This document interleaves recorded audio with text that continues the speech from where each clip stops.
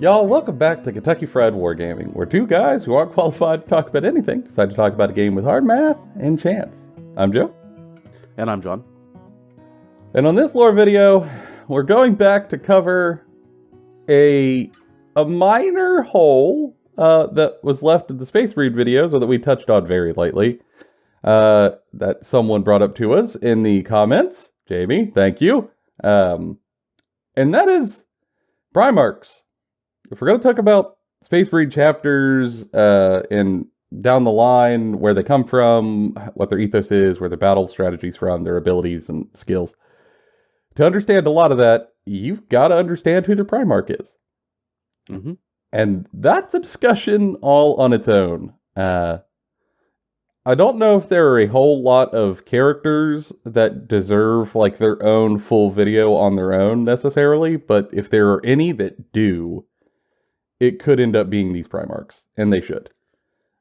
Yes, I also think the Primarchs are kind of the foundation at which the setting is built and created in a lot of ways, even for Xenos factions, right? Like, it helps flavor a lot of those as well.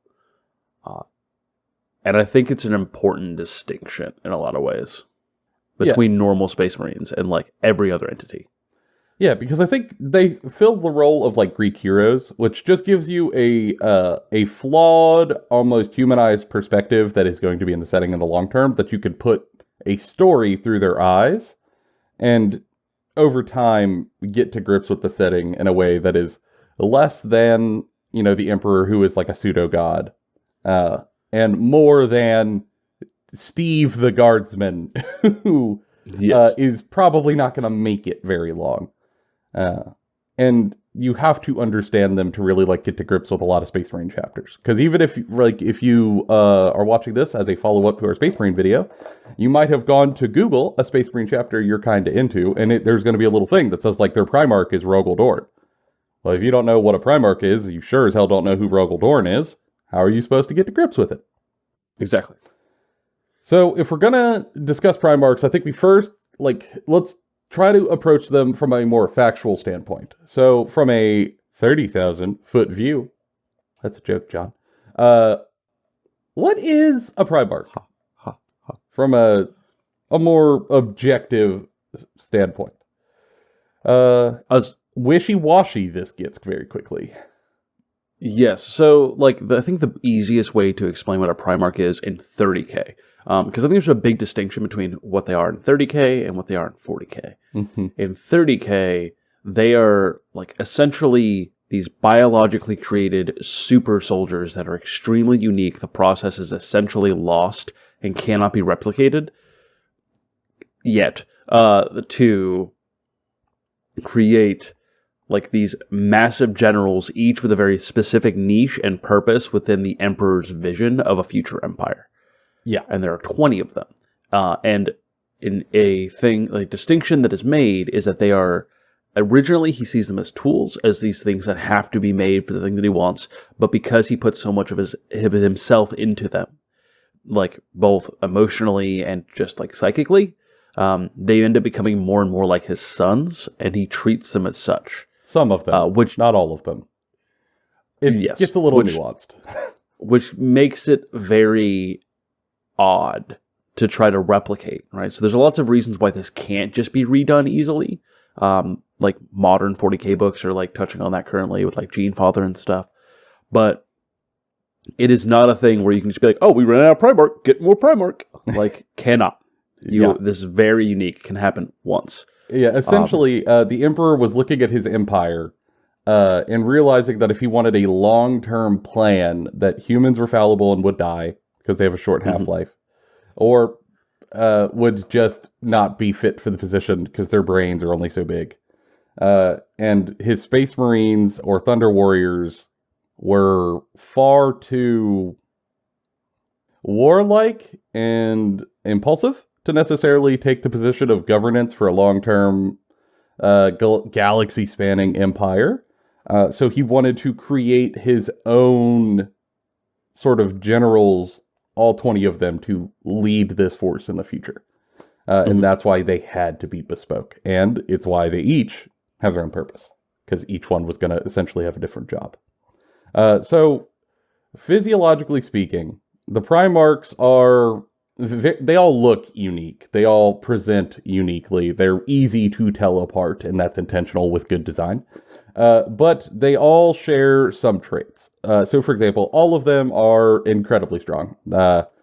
Some of them are stronger than their brothers, but all of them are far, far, far, far stronger than a normal human or space marine. Just Absolutely. very much above them. Same thing with their speed. Every single one of them, even the slowest, way above what a human could ever hope to achieve or a space marine could hope to achieve. The reaction time is almost instantaneous to be able to take on the strongest of foes. Their intelligence and like cerebral processing power is like a supercomputer.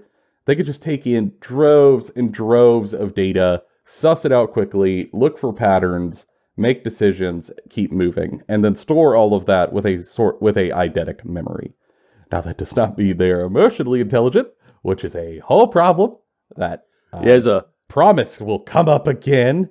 I want to say that might be the problem. That might be the little spice that was forgotten in this little mixture. Uh-oh. Maybe they should have toned down the murder, put in a couple of dashes of wisdom, but it's fine. It's fine. It's cool. I'm sure it won't have any problems. And then each one of these sons, in addition to being physically strong and mentally superior to the average human in the Space Marine, is psychic. But I don't mean that they're all like, psychers, so to speak, throwing stuff with their mind. I mean, they're all psychically attuned, and that manifests differently for each one of them. So all of them have gifts that aren't just from their mind. For example, Corvus Corax. He's a Primarch who's a raveny raven man. He really is a stealth operative that strikes from the shadows. He could literally manipulate shadows around himself to not be seen. Period. Mm-hmm.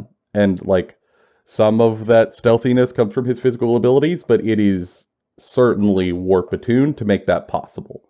Yes, and another example that is less like of a physical nature, but more of an emotional one, is that Angron, right? Angry Ron, the super murder guy that we all know and love. Before he was super murder guy that we all knew and loved, he had this psychic ability he was born with to empathetically understand people's emotions around him that were negative, and then put them onto himself to help them process it or provide them an aspect of peace, which is part of the reason why his story is so absolutely tragic, is when you find out that information and when and what's going around it.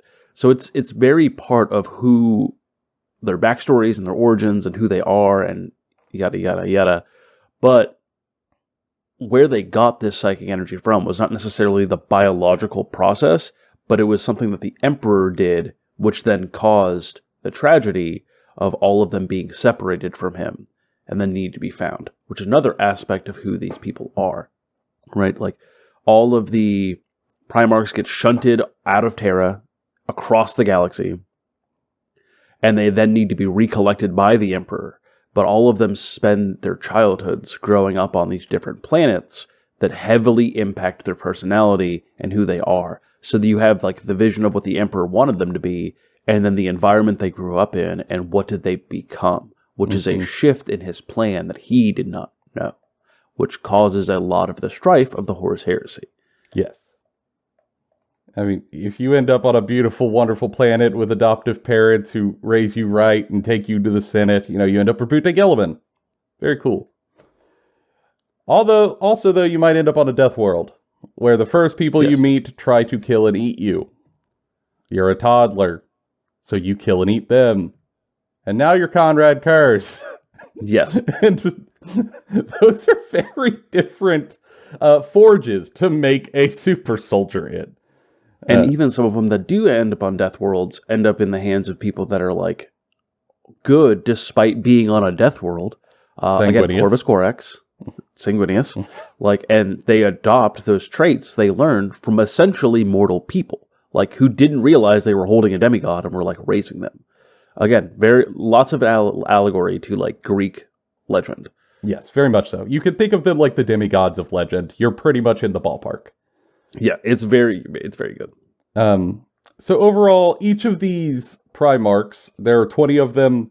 We will not go into a rapid list of them, but I think some of them we could entirely give their own videos to. They have a lot of great lore. Not all of them have the same amount of lore, but boy howdy, the ones that do are so incredibly flavorful and unique with many novels behind them. And 2 of them you will find in the modern setting are missing. Even in the Horus Heresy, they are gone. They are just the lost Primarch. So there are only 18 sons running around. Technically 19, because one of them is twins.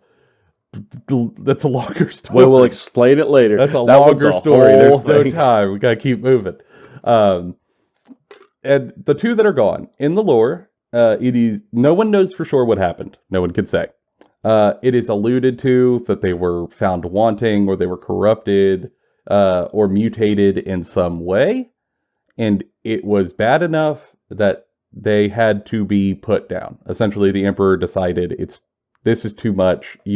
I'm regretful for making you. You have to go.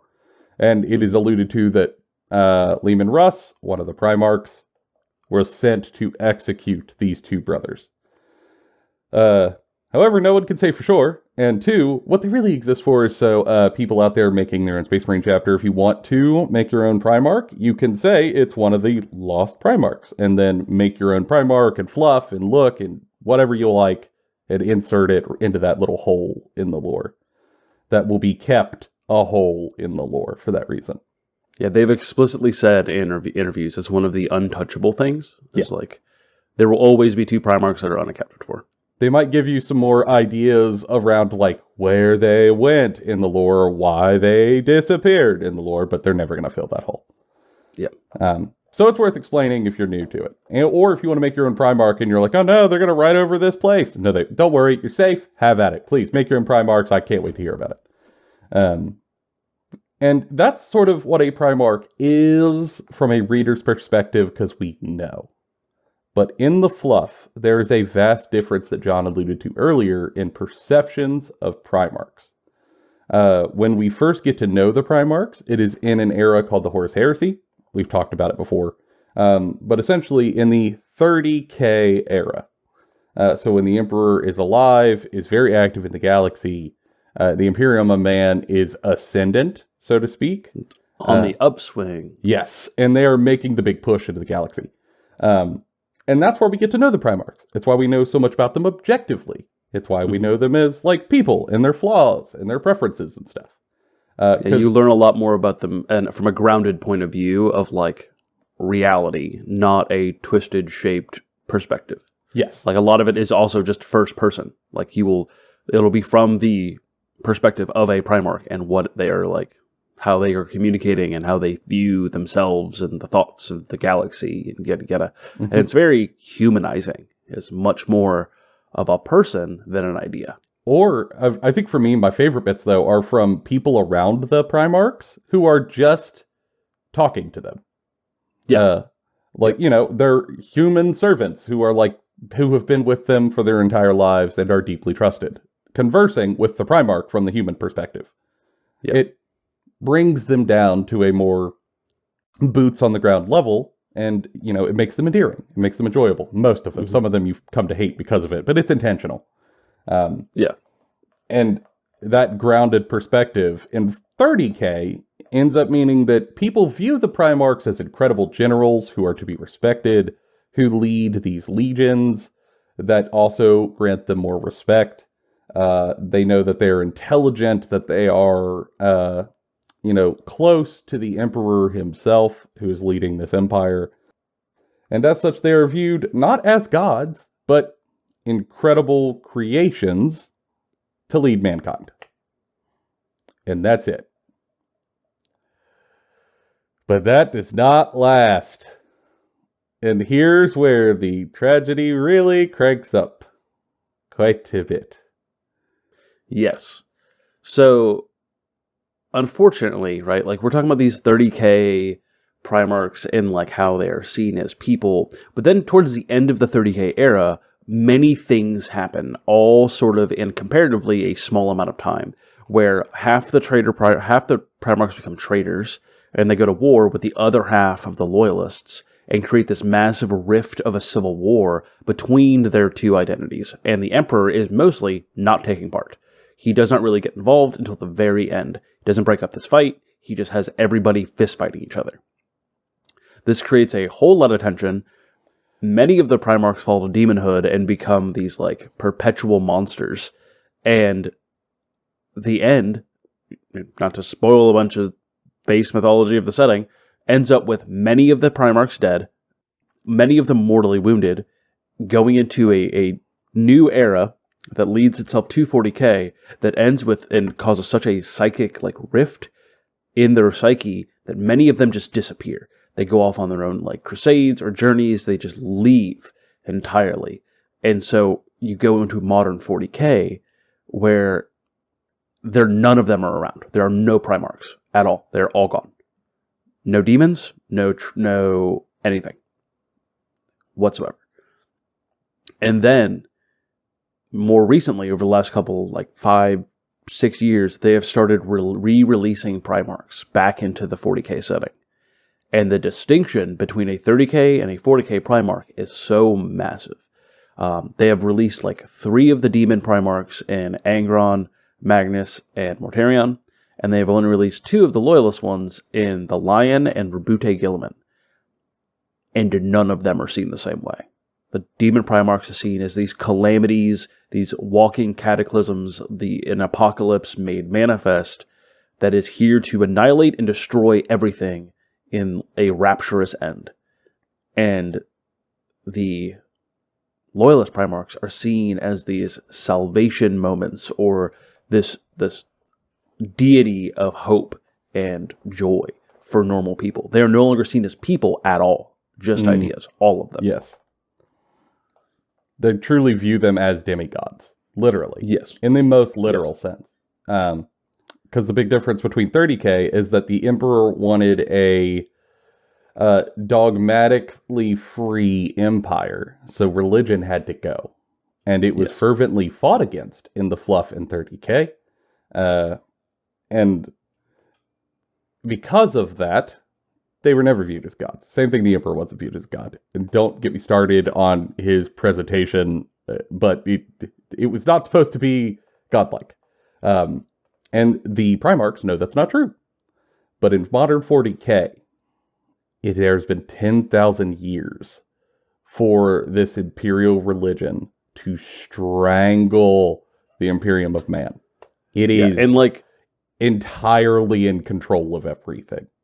It is hard to express and explain shortly, like briefly, because you have the Age of Apostasy and a bunch of different things that happen over those 10,000 years. That effectively, it's like in our like real life, it's like if Jesus showed up tomorrow wearing full plate mail and went, "Oh yes, I'm here to help all of you," and like, how would people react to that?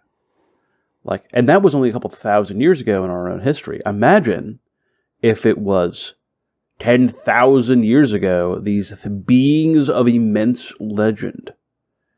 No frame of context for what these are supposed to be. The idea of a Primarch being a biologically created like science project no longer exists. That's all. In the people that would know that are so fervently for the religion that they don't care. They don't see the sense in it. Yes. And even like having that thought would be more than executable in this empire. If you're like an average worker in the Imperium, you'd be disappeared. Mm-hmm. You'd never have existed. Your whole family would never have existed very quickly. Even if you were a large, powerful being who led an army or something, who led multiple armies, they'd still kill you. It's bad. It's like that's how deep of a change happens while the Primarchs are missing. So when Rebute Gilliman is the first loyalist who woke up, when Rebute wakes up, when he was mortally wounded, he was fighting for an empire free of religious dogma. And then he wakes up to an empire that is dogma made manifest. And he is assured that he is a demigod. that he's a god. His father is a god. And again, he knows that's not true. Yes. His father died, so that would never be thought to be true. And now his sacrifice means nothing. Guilliman's death and sacrifice meant nothing. And it creates internal friction for the loyalists. Because on one hand, you know you're not a demigod. These people are wrong. But also, if you say that to them, you might spark a civil war. And this empire is so fragile, it cannot possibly survive one. What do you do? And it's tough. That's the whole crux of the problem. What do you do? And various Primarchs, as they come back, are going to respond to that question in vastly different ways. Yes. Like the lion, for instance, does not respond with, oh, how do I break them of this religion? He responds with, okay, like I cannot do anything about this. Like my job is to protect people, and breaking them of this will mean I have to hurt them. And I do not want to do that. Right now it is more important that I protect these people from the literal demons flooding their planets, and the monstrous bugs coming from beyond the galaxy to kill them, and the XYZ problems. And he just goes, okay, I'm going to personally disagree with it. I'm going to allow my own sons in the Dark Angels to disagree with it and to not take that side. I will talk to them individually. But when it comes to normal people, he just goes, I'm not a god. I am here to help you. And then helps them. And when people still see him as a god, he goes, I tried. and moves on. And for Guilliman, he approaches it more like a tactician in a long game. He is starting to learn everything he possibly can about the Imperial religion, so that he can understand exactly what their belief structures are and where they come from, and what stories might have happened that he can understand with the context of a demigod, and then play the game enough to not spark division, but also subtly undermine these beliefs over time, and to try to walk the line that maybe he can shift this narrative over a long enough time scale.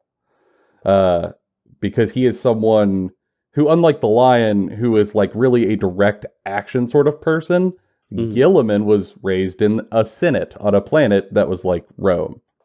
He could play a game. He could play a long game. But he's got to keep the Empire alive long enough to do so.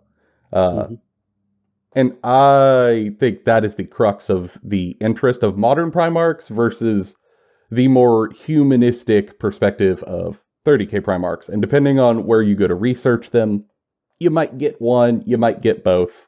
And of course, more Primarchs will be coming back over time, gently. And as that happens, we're going to get more cool questions in modern 40k to answer.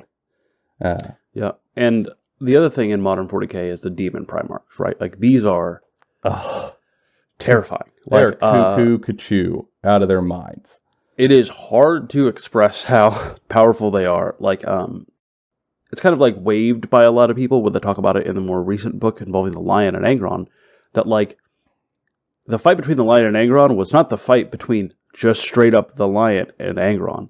There was a bunch of other Dark Angels, very powerful characters, who also were fighting Angron before he showed up, and I think Dante is fighting Angron at one point too, gets bodied, and then the Lion shows up and is like, I'm fighting a weakened version of my brother, and fights him, and wins.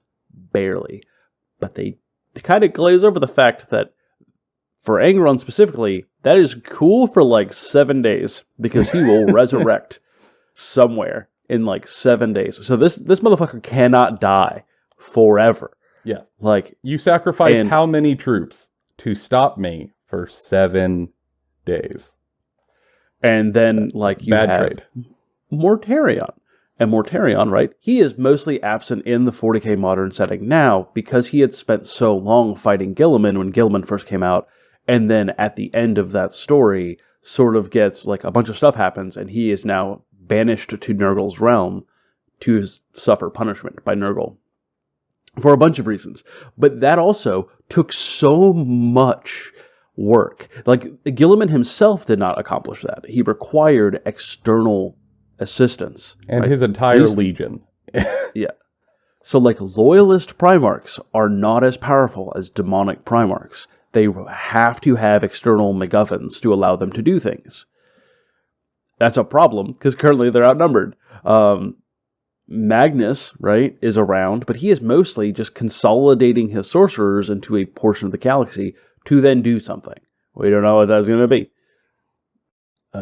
It's bad. It's going to be terrible. That's the only thing I guarantee you. It's going to be terrible. But the problem with Magnus is when Magnus steps on a world, it isn't like Angron and Mortarion, where they're like, yes, I'm going to spread blood, or I'm going to spread contagion. Magnus has shown up and gone, yes, I've made hexagrammatic glyphs around your planet for the past 8 million years and also 2 seconds, because time means nothing. I am fluid. You don't understand the galaxy. And I'm going to snap my fingers, and now your planet's in the warp, and it's actually filled with sorcerers now, and you've never existed. And it's not fightable. When Magnus wins, it's not fightable. Yep. And he is pulling whole planets into the warp. Just whole planets. Wholesale. No need to battle on them. And, like... It's terrifying. And to a degree, he's taking some of, like, the Tau route. Like, when world leaders show up to a planet, you know what you're in for. Death. When the Death Guard show up to a planet with Mortarion, you know what you're in for. And that is, like, rotting flesh. You're screwed.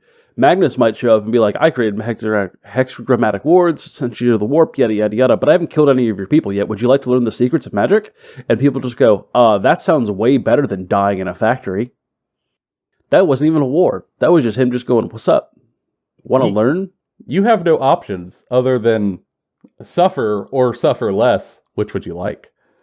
Yeah, like, would you, like, I'm just going to show up to this planet and make 20 public libraries? What's up? Like, you now work for the public library. But, like, I had a job before. Nope, you work for the public library.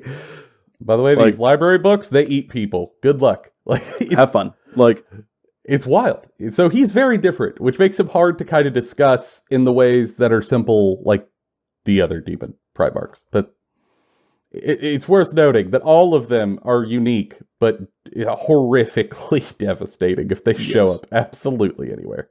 And we already know there's another demon Primarch coming. Fulgrim, because he's on the way. Oh, yeah. There's little lore bits of, like, because Gilliman had his big Great Crusade 2, Indominus Crusade, where he goes through the galaxy, cleansing a bunch of planets and bringing a bunch of things back into the Imperium, and, like, trying to improve the lives of a bunch of people. And Fulgrim goes, wow, that was super cool. I don't like you. I hate you, brother. So I'm going to have my own crusade, but it's going to be way more tragic and terrifying and really, really terrible. And I'm doing it because I think it's funny.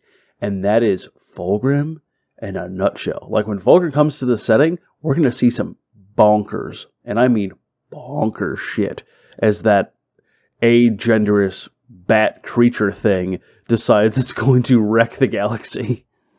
In more and more intricately horrific ways. Because he thinks it's fun. Like, Fulgrim is sadistic. That is his whole bit. He's a spoiler. He can't help himself. He just wants to ruin what everyone else has in the most sensational way possible. Yeah, and there's rumors of a loyalist Primarch coming back. I'm not going to say names because they're just rumors and, whatever. But another loyalist Primarch is on the way as well. And this is going to keep happening. So if you can understand the Primarchs conceptually, you can then deep dive individually on the Primarchs that are interesting to you. And maybe in the future, we do episodes on individual Primarchs. And if y'all have requests for that, let us know. We can move some to the front of the line or lower down, depending on what people are looking into. But this will give you enough understanding so when you go into your Space Marine research, if you're looking into maybe starting the game with a Space Marine chapter, and it says a Primarch name, and you go to look at that Primarch, hopefully you know what you're looking at and why they seem so ridiculously powerful. And, depending on the requests we get, I might be very excited to talk about Primarchs or angry.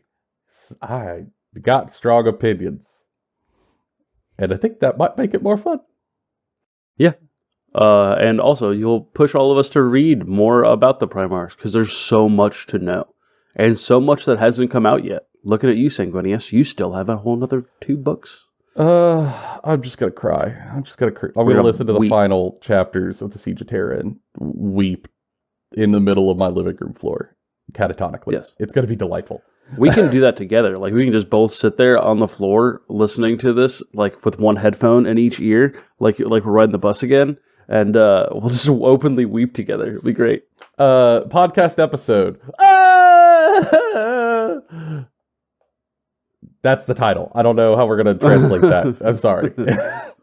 But yeah, we'll be working up more Primarchs over here if y'all want it. And otherwise, more lore videos coming.